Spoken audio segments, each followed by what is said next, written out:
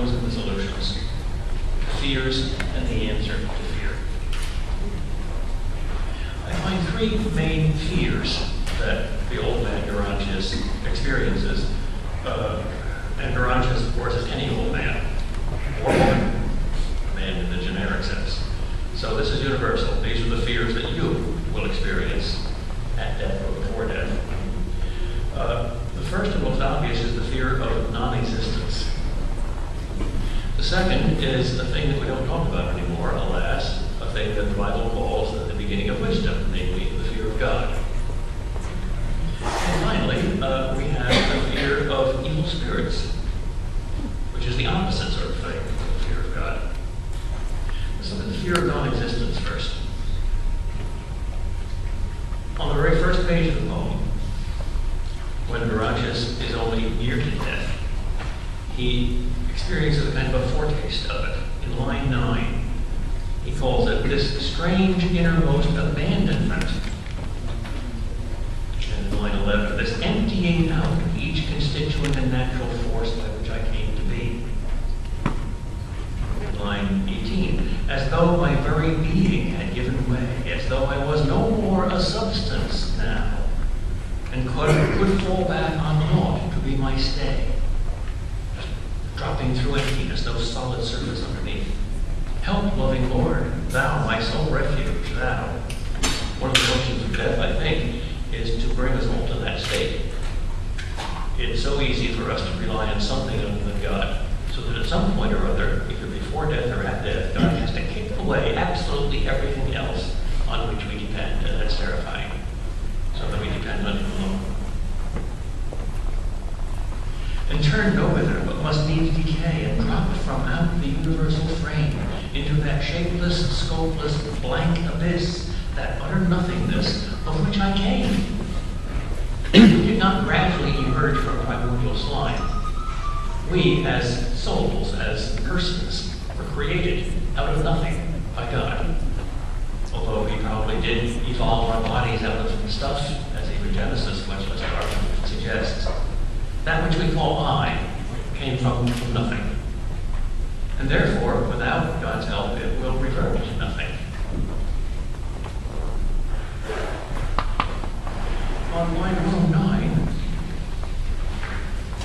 this fear is described as that sense of ruin which is worse than pain. Pain is bad enough, God knows. But at least when you have pain, you're alive.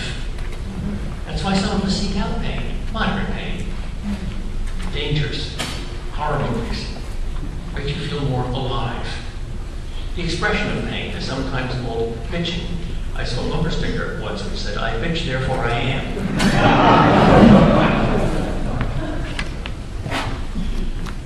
Line 111, as though I bent over the dizzy brink of some sheer infinite descent, or worse, as though down, down forever I was falling through the solid framework of created things, and must needs sink and sink into the vast abyss.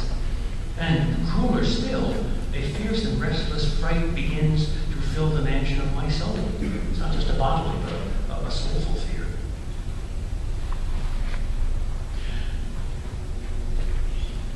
The fear of God, the second fear that he experiences, is a proper fear. If you don't fear God, you don't know God. I have a number of very good Protestant fundamentalist friends, and I'm probably a little wickedly inclined to josh at their language, the familiarity of their language. The Lord said to me, when I was talking to the Lord, He said, and I often say to them things like this, well, when the Lord spoke to you, what did you do? And they always say, oh, I said, Lord, speak for your servant here. I said, dear Lord, just do this and just do that. They love the word just for some reason. And I say, you mean you didn't fall at His feet as one did? That's what they do in the Bible when the Lord appears to them. Maybe it wasn't really the Lord, maybe it was just you. That confuses them. Line 45, prepare to meet thy God. That's wisdom, certainly. The assistants say in line 50, be merciful, be gracious, spare him, Lord. If you don't ask for that, you're a fool or a perfected saint. There are rather more fools than perfected saints in the world, I think.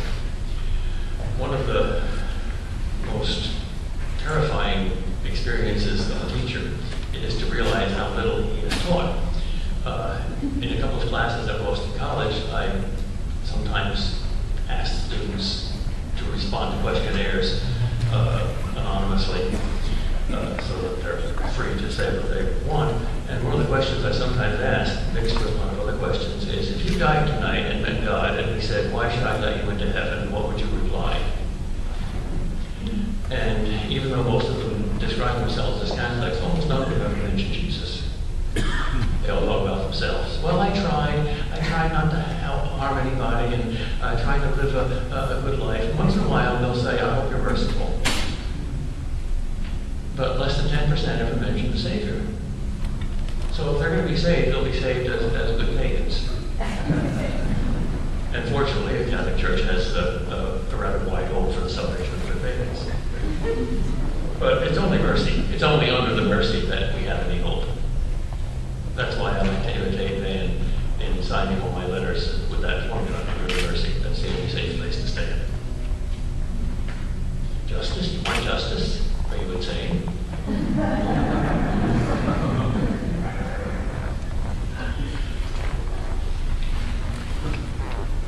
We don't see God in this life unless we have unusual experiences, but we have a lot of information about God because God has revealed himself. We also don't see Satan or other demons or evil spirits, but they are also real, and they are in our life right now, and at death we will probably see them as we see God, and that will be a terror. Durandus experiences that terror in line 121. Some bodily form of ill floats on the wind with many a loathsome curse, changing the hallowed air, and laughs, and flaps its hideous wings, and makes me wild with horror and dismay. Much more horrifying than many of the silly images in our horror movies. We can laugh at those. Not The Exorcist, that was based on a real case. That was such a terrifying movie, it caused 2 deaths. 2 people died of heart attacks. Fear. But ordinary movies aren't that scary. But at death, we will see the really scary thing. They will be like wild beasts in line 438. The angel describes them to Durandus this way. It is the restless panting of their being, like beasts of prey, who, caged within their bars, in a deep, hideous current have their life, and an incessant pacing to and fro. A wild tiger in this cage. This is line 438.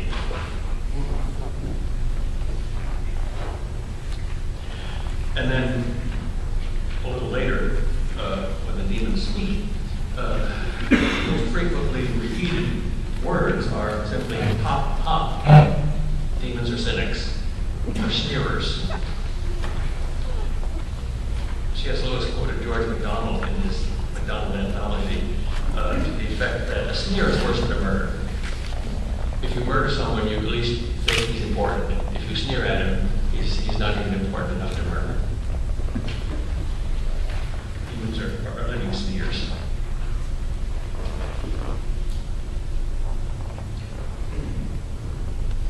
In line 479,